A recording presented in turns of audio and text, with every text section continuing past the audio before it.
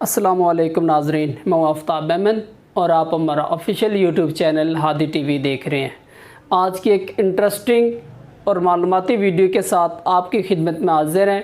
Video मुकम्मल देखिएगा और अगर आपको ये वीडियो अच्छे लगे तो इसे लाजमी शेयर कीजिएगा और हमारा चैनल सब्सक्राइब करना ना भूलिएगा और बेल आइकन को लाजमी प्रेस कर दीजिएगा ताकि इस तरह की मज़ीद मालूमाती वीडियोज़ आप तक पहुँचती रहें। तो चलते हैं नाजरीन आज की इंफॉर्मेटिव एंड इंटरेस्टिंग वीडियो की जानिब। वैसे तो नाज़रीन दुनिया में 200 से ज़ायद ममालिक हैं। उनमें से कुछ ममालिक वसी और रीज़ रकबे पर मुश्तमिल हैं, दुनिया के बड़े बड़े ममालिक हैं। लेकिन हम आज आपको एक ऐसे मुल्क की सैर करवाएंगे, ऐसे मुल्क के हक़ाइक़ बताएंगे जो दुनिया का सबसे छोटा मुल्क है रकबे के लिहाज से। और इस मुल्क में और पाकिस्तान में एक चीज़ कॉमन है, तो वो चीज़ ख़ास अहमियत की हामिल है और वो जानने के लिए वीडियो आप एंड तक देखते रहिएगा। जी नाजरीन, इस मुल्क का नाम है सीलैंड, जिसका रकबा 0.02 किलोमीटर है।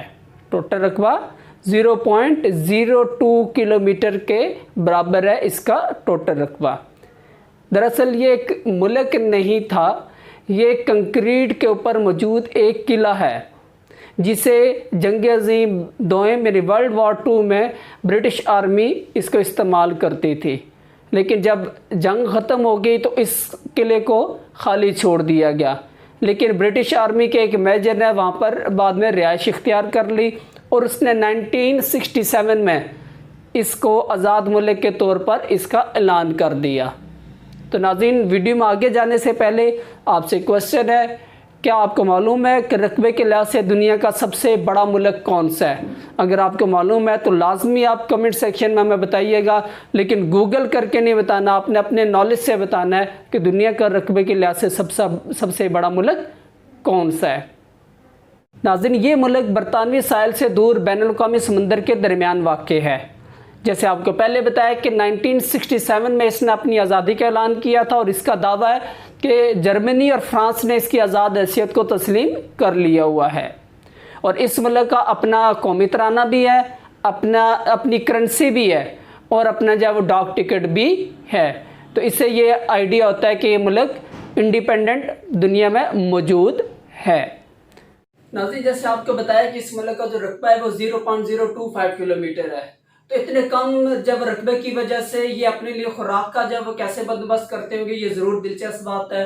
तो इसके लिए ये तमाम जब दूसरे ममालिक पर डिपेंड करते हैं और अपनी ज़रूरत की तमाम अशिया बरतानिया से और यूरोप से मंगवाते हैं। अपने मुल्क में इनमें जब वो चीज़ें ना तो पैदा होती हैं, ना ही ये काश्तकारी कर पाते हैं। तो इसके लिए तमाम जो है दूसरे ममालिक पर डिपेंडेंट होते हैं।